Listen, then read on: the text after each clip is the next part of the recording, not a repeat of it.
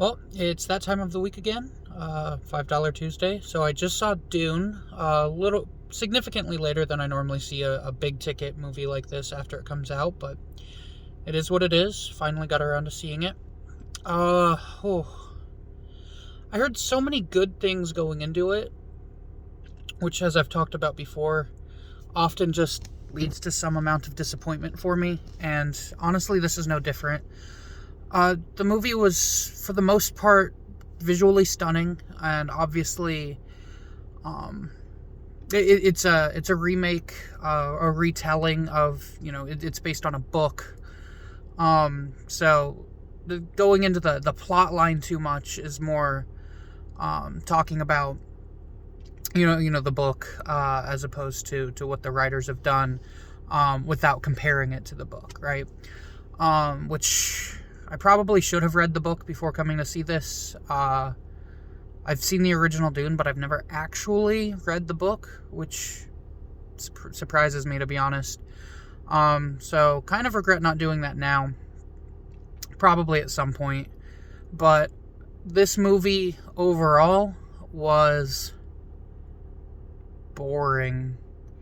And boring isn't always a bad thing. Like, a movie can be boring and still be good.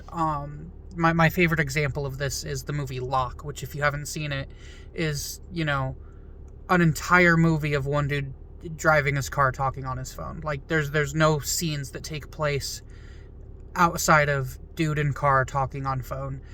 There's other voice actors, you hear who he's talking to, but you only see him. He's the only physical actor in the movie, he being Tom Hardy. So the movie is boring, but wonderful. This movie was mostly boring. It had its good moments, and like I said, visually it was great. Except, I guess while I'm on this tangent, there was a lot of bad lighting for me in the movie. Now I do have some vision issues, so maybe it's just worse for me than most people. But the sort of dusk setting that they used for a majority of the desert scenes, I get why it's like narratively necessary, but it just meant that so much of the stuff was just hard to see. The details weren't there. It's like watching a DC movie.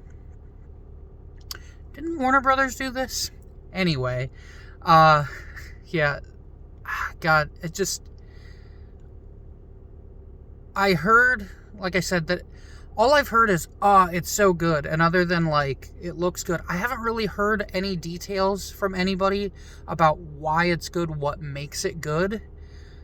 And I don't know. It just seems like one of those movies that you walk out of thinking, oh, wow, yeah, that was good. But if you're asked why, you're like, what? And I guess it didn't work on me. That being said, first of all, if you haven't looked at the casting, Oscar Isaac is in this movie. Every time he was on screen, I was enthralled with what was going on. Obviously, there's some bias there about how much I love Oscar Isaac, but, I mean, I just thought his character was the most compelling character in the movie. Like, he was relatable, had clear motivations. The main character, Paul, super enthralling name there. He just, for the overwhelming majority of the movie, had zero personality. Jessica barely had personality, and what personality she had was bitch. Even Jason Momoa's character, like, the most interesting thing about him was his name. Like, I mean, he was a badass, but, like, you barely got to see it, the movie fell flat for me in so many areas. And yet, so the movie, obviously, clearly setting up for a sequel, and given this movie's financial success, the sequel's going to happen. And despite this movie overall boring me, it did mostly toward the end, pull me into the story and into the world and leave me excited for the next one.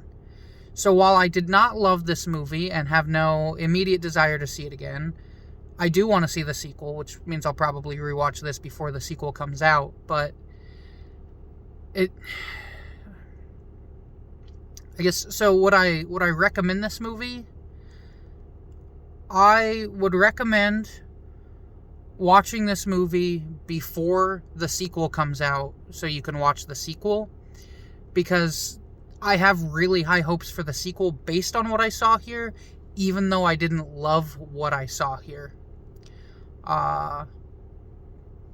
Yeah.